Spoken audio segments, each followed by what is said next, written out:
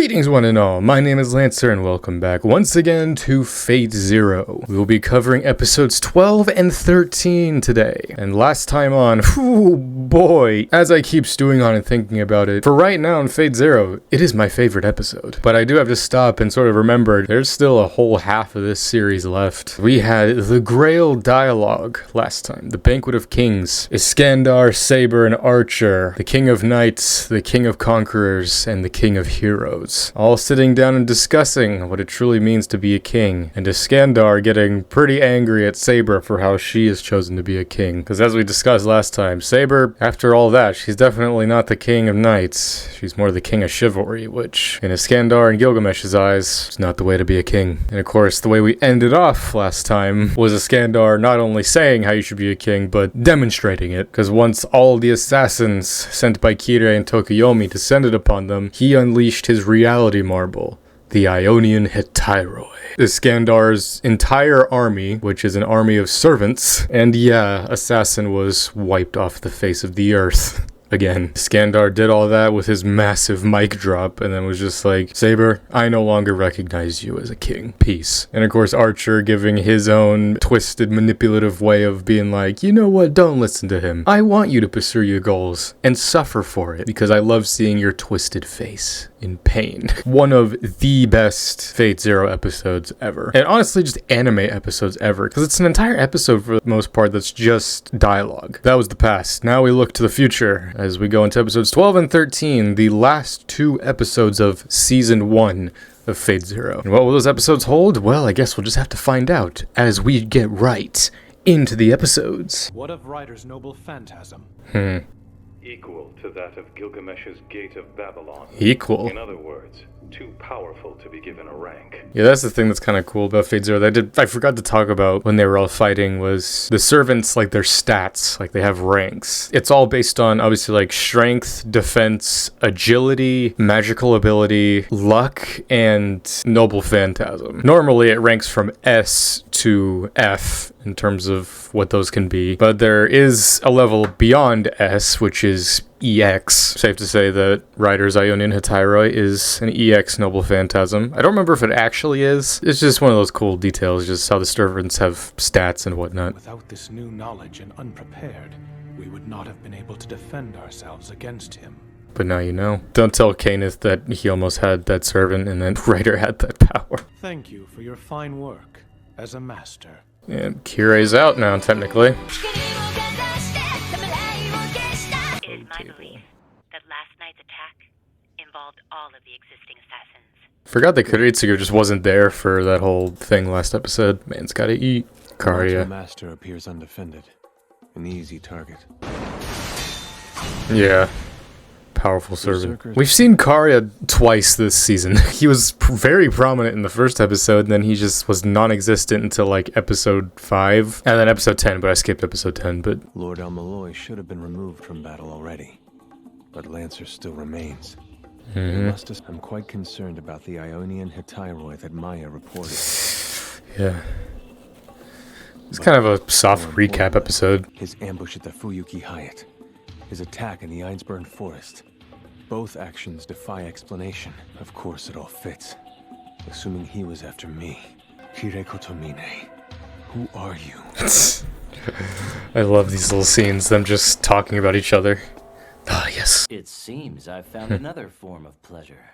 Here in this world, Saber. we're constantly mocked for being vile and full of imposters. I want this chess set. I know someone's made it on like Etsy and stuff, but I want like an official one. It's like the ending. It's all the servants and the grail. How does this work though? It's like this isn't technically a chess set. I mean, I guess it would still work if you just know the pieces. There are those who were born human, but harbor wishes that man was not meant for, and have renounced their humanity in its pursuit. Like you. A little bit of backstory on Gilgamesh, because I don't think this show really gives much of it, but yeah, Gilgamesh is 2/3 god. I don't know the specifics of it, but I just know that that is a fact that he's not half god, he's 2/3 god. It explains his high and mighty persona. I've finally been freed from a most unpleasant burden. Depending on what happens now, A new master may yet appear and enter the fight for the Grail. But the Holy Grail does not deem many on this earth to be worthy of that role. Yet he chooses Ryunosuke and Waiver. In the event a place should open among the remaining masters, there's a high probability that any unpaired masters will receive the command seals left behind. Is there not a good chance that the command seals will be given to you again? Impossible. There is simply nothing more for me to do. If I may opine, You'd think. he is treated civilly as my vassal, and he supplies me Knocked with him over. honor as an offering. I'm curious, what do you make of the command seals then? I hate them, but I don't mind listening to a differing opinion or two from time to time. A command seal is a differing opinion. I should have had an assassin present the report to you in person last night. No, this is better. I'm not interested in what that walking shade has to say. This report is meaningless to me unless it comes directly from your lips. Yes, I think this is a splendid vehicle. I cannot help but wonder what would have happened had these existed back in my time. Isn't your thumb still fucked up though? I mean, not that you really need it, I guess. I don't know. It's another very unusual building. This place will be your base of operations. If you could take those for me, Saber. Notice how she's not touching a whole lot. What does this key open? It appears quite different from the others. It's for the storehouse in the yard. Oh man, it's so cool to look back on this moment, because when I first watched, I'm just like, oh, okay, cool, they have a new place. But it's like, now that I've watched Fate Stay Night and all that stuff, it's like, oh, this isn't just some random mansion. Well, I mean, for them in the progression of the story, yes it is, but like for us now, when you watch Fate Stay Night, that's why I can always somewhat understand the argument that you should watch Fate Stay Night before Fate Zero, just because a lot of certain twists and turns that happen will come much more of a shock in that story, and then when you watch Fate Zero, it's like, oh yeah, that kind of fills in the gaps. I just always say watch Fate Zero because it's more consistently good than the rest of Fate Stay Night. Let's just say this mansion is a historical landmark for the Fate series. I told him once I wanted to see a Japanese mansion. Maybe Kiritsugu remembered I said that. You're too sweet for this world. At least the living one. Yeah, but for a workshop, it's... Well, when it's this open to the outside, the magic has lots of ways to leak out. Storehouse. This is ideal! Ideal? Inscribing a magic circle here should be good enough to make it my own. Little did we know, this event honestly kicks off all of Fate Stay Night. In a way, Saber secured her own destiny by being like, yeah, let's go to this storehouse. Man, there's a lot to talk about with that. It seems all day today, you've acted as if you've been carefully avoiding touching anything. Saber, I'm going to squeeze your hand as hard as I can using all the strength I can. Iris feel? Just tugging your fingers is the most I can manage. It's crazy because I've been that weak before. Well, I'm sure like many people have, but like after like I've been in some like intensive workouts before. Not so much in recent times just because I've been so focused on this shit, but this is different than that, obviously. Dressing this morning was so difficult. No, I'm just not feeling too well. So I've disabled my sense of touch. That's crazy. I mean, again, homunculus. She's not human. She's just pure magic. But imagine just being able to do that. I'm just going to shut off my sense of smell today. I'm going to shut off my hearing. I mean, there's some days where I wish I could shut off my sense of sight. Being able to do things like this is the specialty of a homunculus. Yeah. I suppose you could say my condition stems from an inherent flaw in my creation. Yeah, she wasn't born, she was built, constructed. A flaw in your creation. Let's go with that. But I'll be depending on you, my brave and gallant knight. Yes, I'll help. Regarding Berserker's master, he is immature and seeks a measure of absolution above all else. Yet he's now demanding that the family set free the younger Tosaka daughter whom they adopted. She is currently being groomed to be the next head of the Mato family in his place. In a sense, it might be said that between all of the 5 competing masters, he has the most unrefined and banal motives of them all. That's what I said. In a way, a lot of what will happen in the future could have been avoided if Karya just never left the family. There's a possibility we could have seen a world where Karya still ends up being Berserker's master, but he's actually more physically able to do it, and he doesn't have to rely on the Zokin's magic, the bugs. It's Saber's master. He is merely a hired mercenary, retained by the Einsburns to achieve their long-held dream of attaining the Grail. I was a fool to expect more from him. What an utter disappointment. It seems he turned out to be just another mongrel. In a way, this kind of mirrors how Kiritsugu in the first episode, like, investigate all the masters in anticipation for the war, and now Kirei is doing his version of it, but, you know, putting his own take on it. You are an obtuse man who cannot even recognize his own joy. Obtuse. Regardless, what you spoke about at the greatest length was what actually interested you the most. Of the remaining 4 masters in the war, of which one did you speak about most passionately? Berserker's master. Karia, was it? Then imagine for me a scenario in which chance and fortune ensured that Berserker and his master survived the many battles and lasted until the end of the war. Can you imagine what would happen then? What could possibly be the point in imagining Karia Mato's victory? Well, even if he won, he would die because of the worms. But because if you really look at it, Zoken's promise to Karia is just like, oh, if you return with the Grail, then yeah, I'll let Sakura go. But like, so it's like, even if he returned with the Grail, he would die. But I guess even still, Zoken, like, you'd get what you want. I don't know. It's like a twist thing. If you had been given the same question, but regarding the other masters, you would have perceived that there is no point to it. And you would have rejected it as a waste of time. You found enjoyment in the exercise.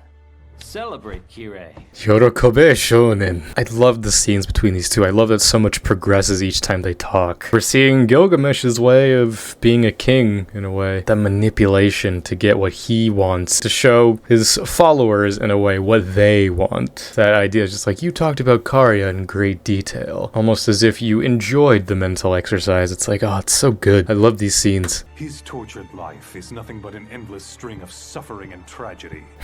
For him, a quick and unexpected death would actually be a blessing. Where is the paradox in finding suffering and tragedy simply other forms of joy? There is no one fixed type of joy. A sick inhuman monster such as yourself may find joy in some small amount of another's pain. But that is the soul of a godless sinner, an evil that must be punished. This pain.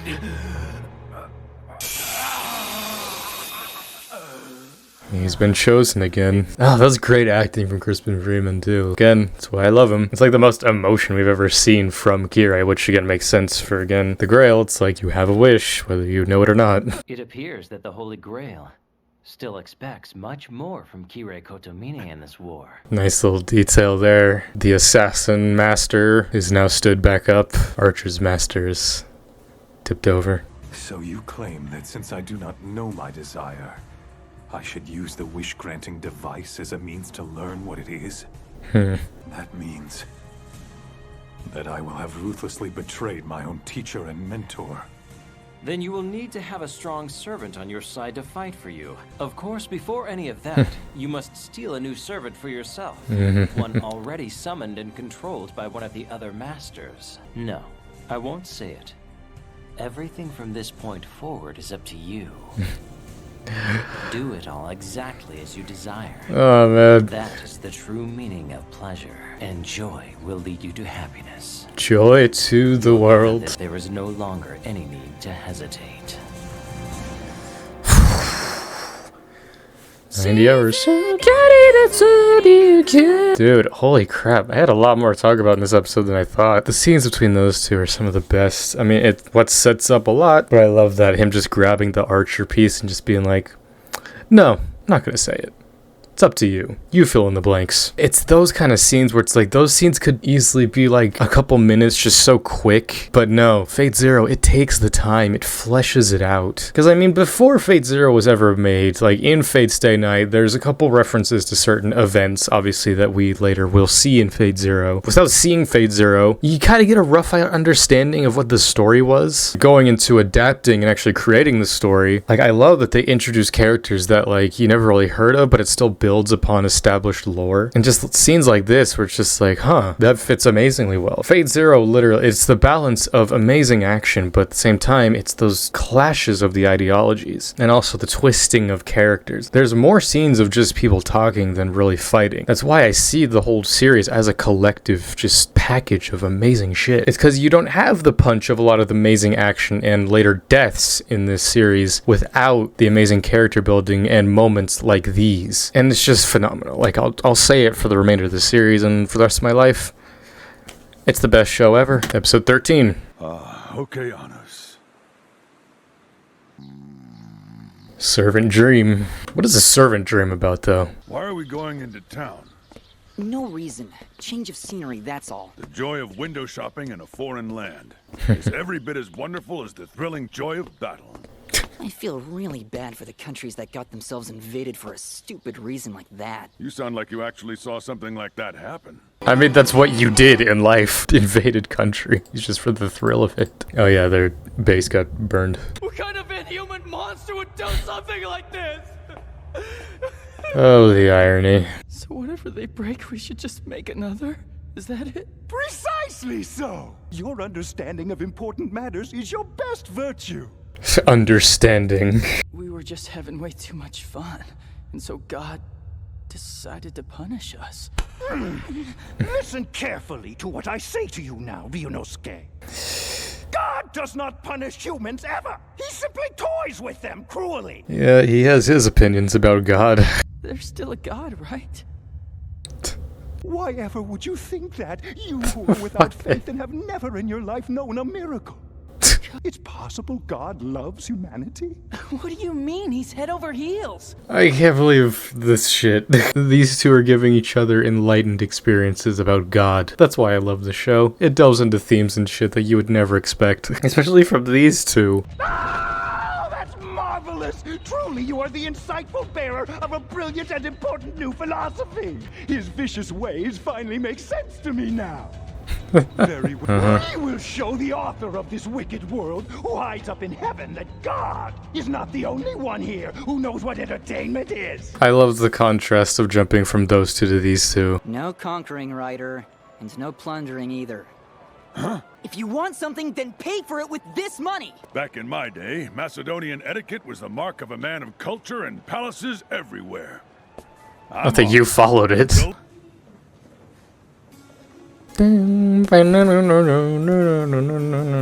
Just like in my dream. He continued on his campaign because he wanted to reach Okeanos, the furthest ocean. Hey, boy! Where are you? Quiet in the library. Feast your eyes! It just so happens that the new Admirable Grand Strategy video game came out today. First run limited edition. There's no point in buying software when you don't even have a game console. Yes, I took care of that. You told them to pay for stuff with your money. I'm not interested in low-class entertainment like that. Low class. Kenneth is rubbed off on you. I mean, he was your teacher. Well, I'll be. This is a book about me. I am right here in front of you every day. If you want to know something, just ask me. According to the description of this history book, you were really short back when you were first alive. It says that I was tiny? I have always believed that you should never completely trust what's written in a book when you don't know the person who wrote it. Kind of based. Having your name recorded in the history books is a kind of noble immortality. I would have preferred to have even 100th of that added to my life. Yeah. It's true that you died in your early 30s? Yeah, back when, you know, health was an afterthought. Honestly, the fact that he lived to 30, that's a fucking miracle considering his line of work. Get going out there and show us some cool gig that's gonna shock even God! It will be the greatest cool you have ever seen in your life. Cool. Ooh, yes, another writer monologue. Or no, it's a dialogue because they're both talking. I was just thinking about how boring you are.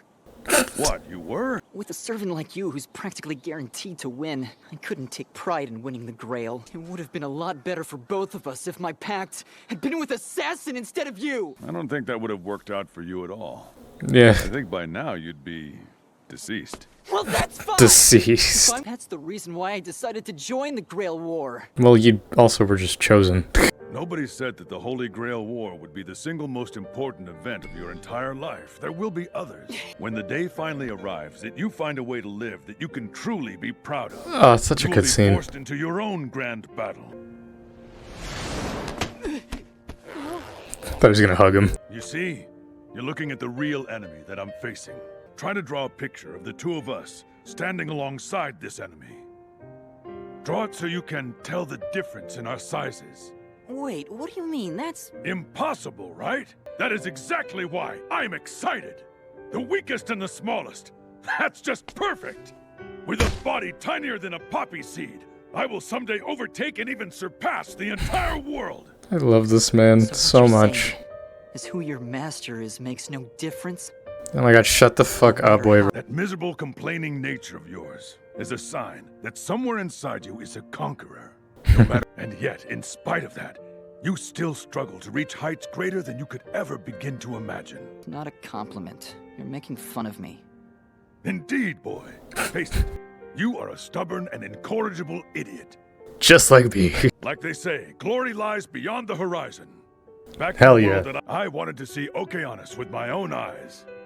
But alas, my glorious dream was never realized. He never saw it. That wasn't so much a servant dream of the past, but more of just a dream that Ryder has in general. That sea in my dream was really an image of the heart. Chase the Okeanos in your heart. A pact with an idiot like you is just perfect for me.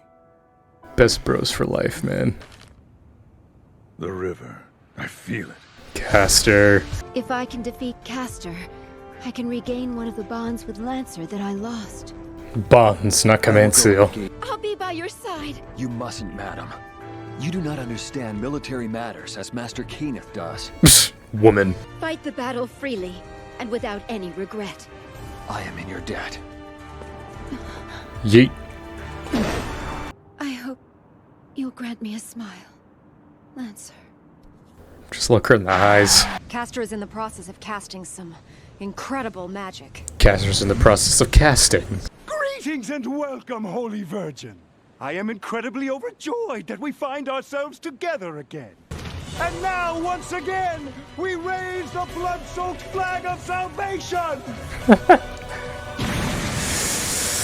Cthulhu Valunga. God in heaven, with words of condemnation, I praise your holy name! It's Cthulhu. I have been going around informing everyone. And Lancer has agreed to come. I like that he just goes to the other servers, just like, hey, shit's going down. He's like the Paul Revere. We haven't faced Castor yet, and Lancer told me you fought him already. I wish I could have seen that little conversation between them and Lancer. We need to settle this before it manages to come ashore and begins to feed itself. Drag him out. That's the only way. If we can expose his noble phantasm, then my gay Diarch can destroy the spell with one strike. Well, Rise and Tokyomi talked about just like all the masters and servants will work together to defeat Castor. Or at the very least, these three will. My body has been blessed by the Lady of the Lake.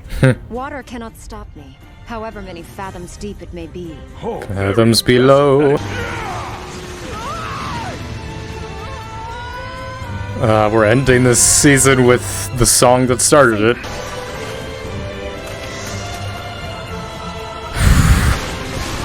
Oh, that 3D. Finish this, Castor. Boom. Oh, dude. Oh, what an epic battle that's about to come. Oh, it's the last time we're gonna hear the CD. Oh, but we're about to get the best OP, though. Holy man, that just gives you such a rush. Well, now we've got to wait a year. If only. Well, that was episodes 12 and 13 of Fate Zero. Definitely some overlooked episodes, I'd say, because going into now Season 2, this is where I'd say most people remember the show most fondly, because from this point on, it's pretty action-heavy, and stuff does get pretty dark. Oh, man, what an ending to that. Just the three most honorable servants all fighting together, Saber, Lancer, and Ryder. But how will Gilgamesh and Berserker fall into this, though? Will they fall into it at all? Rise did say that Archer must be the one to defeat Castor, master so that Tokiomi can regain his lost command seal. So many little things established just in this one episode. Like also, again, with Kirei and Gilgamesh, Kirei has now been re-chosen by the Grail, and Gilgamesh sort of seeding a little plan, just like, if you want to re-enter this war, you're gonna have to defeat the other masters, and you'll need a servant, but you're gonna have to take a servant that's already been summoned by the Grail. So who will that be, I wonder? And then aside from that, also we had that amazing dialogue scene between Waiver and Ryder. Just from an artistic standpoint, it's so cool, just because like you can see the sunset in the background, the sun goes down, and then it turns to night, the light turns on, it's like, oh. Also, as we go into this big battle with the Cthulhu monster, you need to remember, this is supposed to be a secret war. The Holy Grail and all this mage stuff is meant to be secret from the public. But yes, the final battle against Castor. Who will be the one to claim his throat? Some cool stuff with Waiver though in this episode, just especially with Ryder being like, just this stubbornness within you. It shows me that you have the heart of a conqueror. Like, I don't want to spoil anything because again, I'm trying to only talk about stuff as it's revealed through the plot while keeping other stuff vague. It's cool considering other stuff that I've seen. Plus some interesting stuff here with Irie slowly losing her strength, which, what could that be about? As Tokiomi said, we are entering the second phase of the Grail War, which pretty much means we're about halfway, which, yeah, lines up because we're done with season 1, now we're in season 2. Lots of fun stuff to come, man. Again, going into this second half, there's going to be some episodes where I'm not going to be watching them 2 at a time, and I'm going to split them up, just because an entire video can be spent talking about them. But again, that'll be in the future. This was my reaction to episodes 12 and 13 of Fate Zero. Join me next time for episodes 14 and 15, final battles against Castor, as well as everything else that'll be coming out soon. So until next time, I'm Lancer. Thanks for watching.